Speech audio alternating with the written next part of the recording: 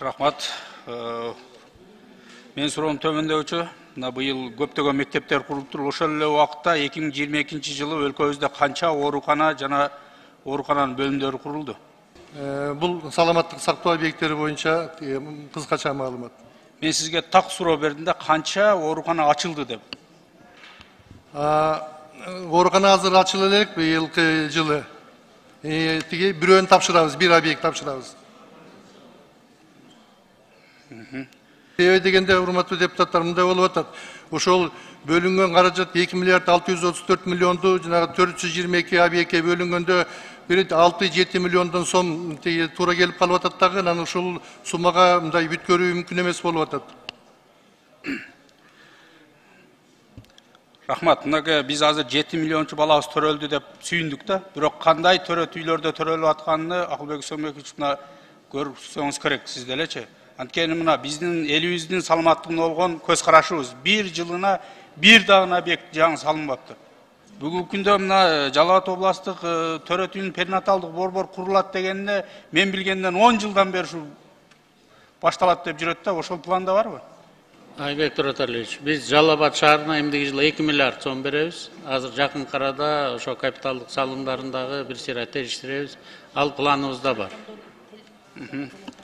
Рахмат. Андан кийин бүгүн биздин мигранттардын маселеси боюнча мен өткөндө сизден кайрылдым эле, биздин элчиликте кызматкерлер жетишпей атыптыр деп. Ошону жоюу үчүн кандай иш-чаралар кылынды? Же менин жардамчым керек болуп атат андан эле?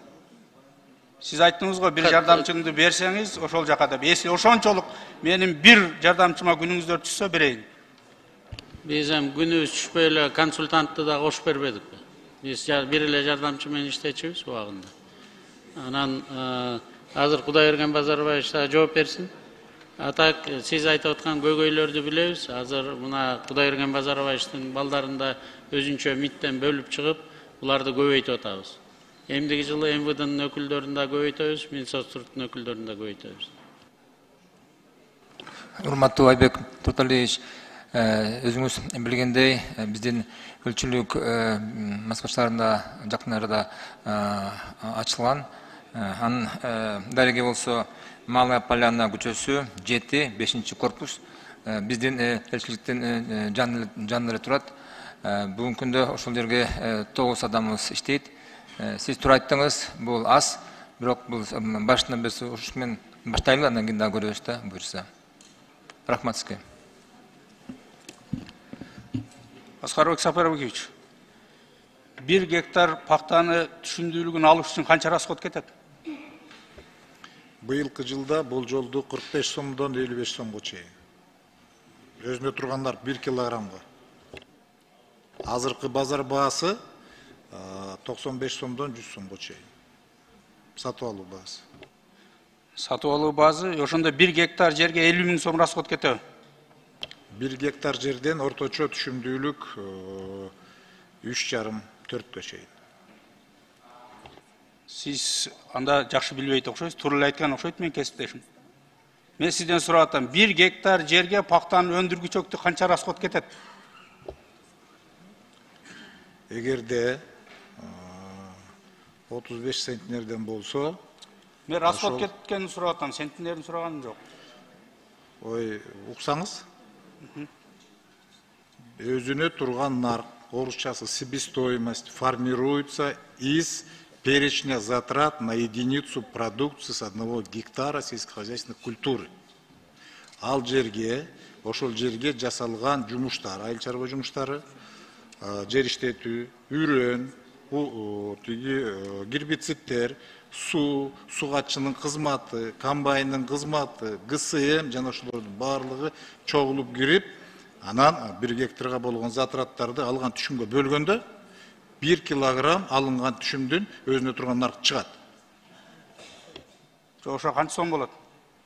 Бүгүнкү күндө ошол 1 килограммына 40 сом, 45 сомдон 50-55 сомго чейин.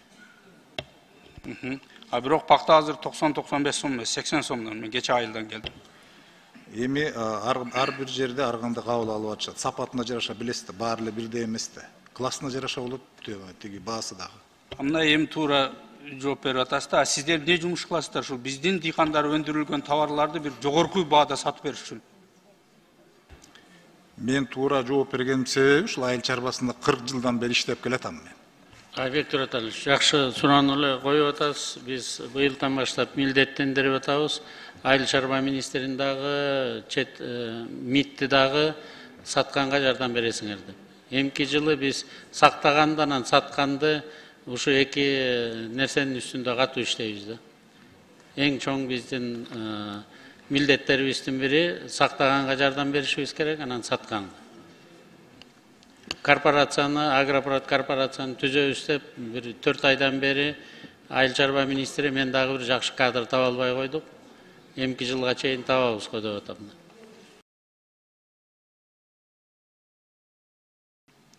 Андан кийинки суроо мына кышкы даярдык болуп атат. Биздин өлкөбүздө канча шаарда борбордук жылытуу станциялары бар? Мен жооп берип кетейин. Бул тийиштүү Тилек Айталиев, мен энергетика министринин орун басары. Саламатсыздарбы, урматтуу депутаттар. Негизги биздин Бишкек жылуулук борбору, андан тышкары Ош шаарындагы өзүнчө да жылуулук борбору бар. Андан тышкары биздин ошо мамлекеттик ишкана бар, Кыргыз Теплоэнерго деген. Ал ошол ишкананын ар бир облустта бирден өкүлчүлүгү бар да, филиалдары бар. Биздин өлкөдө канча шаар бар, канчасында ушу борбордук жылытуу системасы бар? Ар бир облус боюнча каралган бул жылуулук борборлору. Анын ичинен кээ бир учурларда жергиликтүү бийликке да тиешелүү жылуулук борборлору бар, биздин мамлекеттик ишканага дагы тиешелүү жылуулук борборлору. Андан тышкары ар бир муниципалдык ишканалар бар, мэриялардын алдында. Ошо менен жалпысынан ушул кыш күз мезгилине даярдык көрүүгө каралган ишканалар ошолор. Акылбек Сөмбек, сизди ушул жооп канааттандырдыбы? Сенден сурап атат, жыл Коммунсоюзда канча мекеме бар? Канча шаарда жыл Коммунсоюздун канча мекемеси бар? Канча котельный бар деп кыргызча сурайынчы сен. Билесиң, билбесең айт, билбейм. Ал канчасын так санын тактап туруп айтайын, уруксат берсеңиздер, азыр адашып калышым мүмкүн. Анда эмнебиз биздин кышка даярдыгыбыз?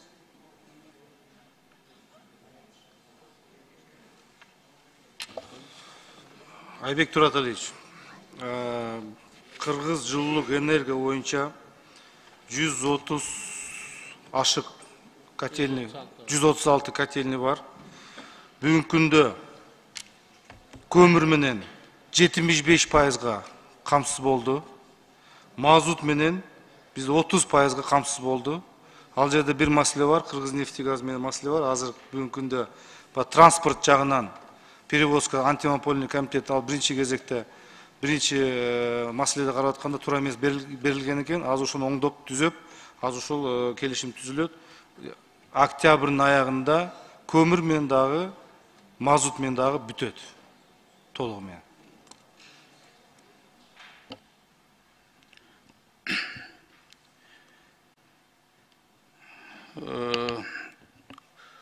Акылбек Сөмбек, биздин жанакы 1-класстан 4-класска чейинки окуучуларыбыздын, биздин келечек муундарыбыздын баягы тамак ашка болгон 7 сомду 20 сомго көтөрүү боюнча көптөгөн министрликтер согласия бериптир, бирок МИФИнден келбей атыптыр да. Буга сиздин оюңуз кандай? Ошо көтөрүлөбү? Буга көтөрөйүл деген расчетторубуз бар. Азыр эми Баткенге канча биздин акчабыз кетип калат, ошону эсептеп атабыз. Жалпы Кыргызстан боюнча тамак ашка болгон муктаждыкты көтөрөйүл деп атканбыз. Ар бир жаңы курулган школдун баарын, азыр столовойлордун баарын, буфеттердин баарын ачып алдык. Көтөрүш керек. Азыр биринчи 20 сомго чейин деп атабыз, кийинкисин да көрөлү.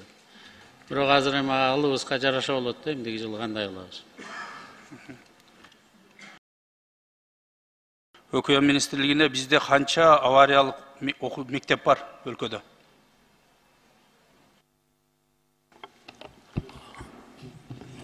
Азыркы учурда 245 авариялык мектеп бар. 10 секунд кошуп бересиз. Жасында жумуш жүрүп атат, айтыңыз. 133-үндө курулуш иштери жүрүп атат. 85-ине пока акча каражаттары табыла элек, калгандарынын 85-и быйыл бүтөт. Ошо авариялык школдордун анын ичинде мына Бишкекте 2 авариялык школ болчу, аны жаңысынан кайра куруп бүттүк. 65-ине финансирование издеп атабыз азыр. Азыр сиз сөзүңүздү айтып кеттиңиз, Акылбек Сомбекович. Мындан кийин курулуштарды илим билим министри өз көзөмөлүнө алат депчи. Кайсы жерде мектеп ачылат. Ошо мектеп кайсы жерде ачыла турганын билим берүү министри аныктайт. Кургандын баарын Госстрой курат. Элдин санына жараша, балдардын санына жараша кайсы жерде мектеп курулуш керек экенин билим берүү министри аныктап туруп берет. 10 жылдык прогноз менен.